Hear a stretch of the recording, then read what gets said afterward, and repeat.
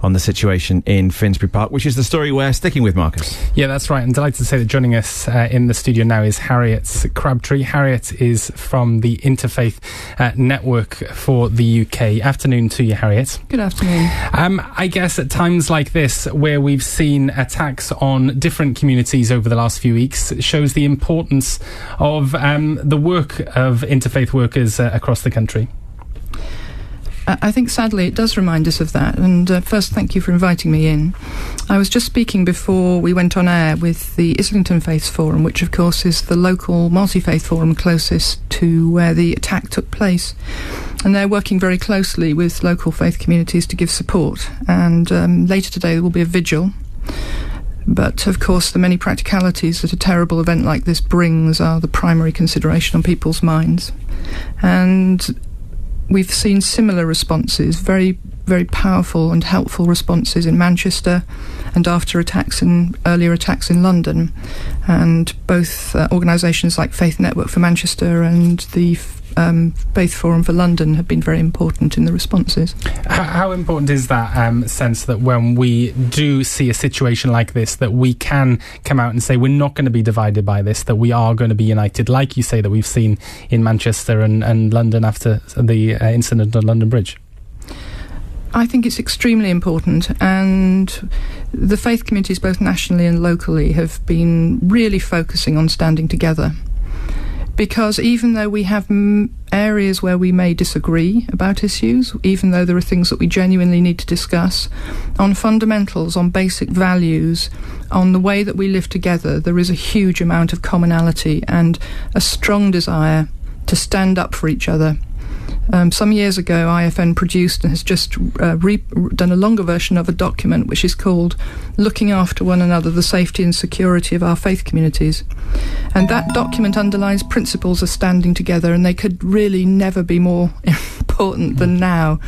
But you can't, it's much harder to stand together, it's much harder to do things together if you haven't already built connections and links.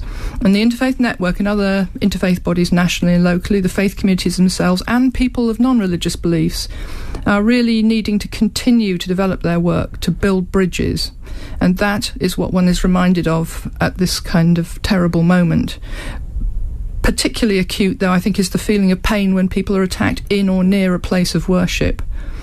And for that, I think the faith communities have a sort of visceral sense of connectedness with each other and a strong, strong desire to stand up for each other and ensure the safety and well-being. Nobody ever wants to see attacks like this, but it has been really encouraging to see different communities come out and be united as a result of what's happened over the last few weeks. How important is it for those listening now, for us, kind of the person on the street, for them to reach out to people of different faiths? You know, think of our listeners as Christians who are in churches all across the country, that they don't just kind of keep themselves to themselves, but they do reach out to others. Well, this is a Christian radio, so I'll speak first of all about the churches. The churches have made the strongest of responses. All denominations, for example, that we engage with today, I think have been putting out statements, have been encouraging people to reach out and emphasising the importance of that. In some ways, it's easier said than done, because we meet each other in everyday life. Sometimes we meet each other in schools, we meet each other in workplaces. It can be difficult sometimes to open up conversations. And the great get-together that happened this weekend, which was run by the Joe Cox Foundation with Eden Communities and a range of other partners, including Interfaith Network, which was pleased to support it, that really tried to encourage people to open up conversations that they'd never had before. And the Interfaith Network thinks this is hugely important. The last publication that we put out was a short booklet called Let's Talk. Now, that sounds quite basic. It's called Practical Pointers for Interfaith Dialogue. And it was created with the help of our member bodies, which include a whole range of Christian churches, or CTBI, CTE. And it really starts from the place that there are so many conversations that need to happen. And it can be quite scary if you've never actually engaged with people of different backgrounds. How do you begin and where do you begin? And I think the guidance of people within particular denominations, churches, faith communities is very important. And people are reaching out. For example, I was at, just by chance as it were, I was actually at Muslim Welfare House on Saturday, I personally attended the great get-together that happened before this terrorist attack. And at that smallish but actually quite very good gathering, there were people of many different faith backgrounds. I think there was a Buddhist and a Christian co-chair of the Islington Faith Forum, Muslims of many backgrounds, a whole range of faiths. And people were having conversations they weren't. They were new conversations for them.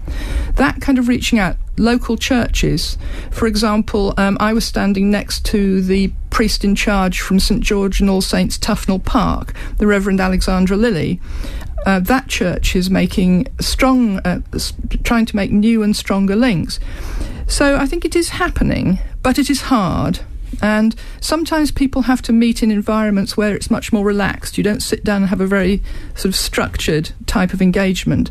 I'll offer one last reflection on that, which is that last night I was at an iftar held by the chief rabbi, and he held this in his home. It was a remarkable event, and he invited a range of Muslim, Jewish and some other people to participate.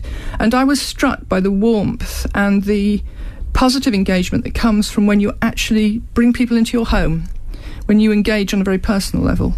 So I would urge people to find ways just to open up conversations, not to be scared of saying the wrong things, not to be all frozen up because you might say something that accidentally causes offence.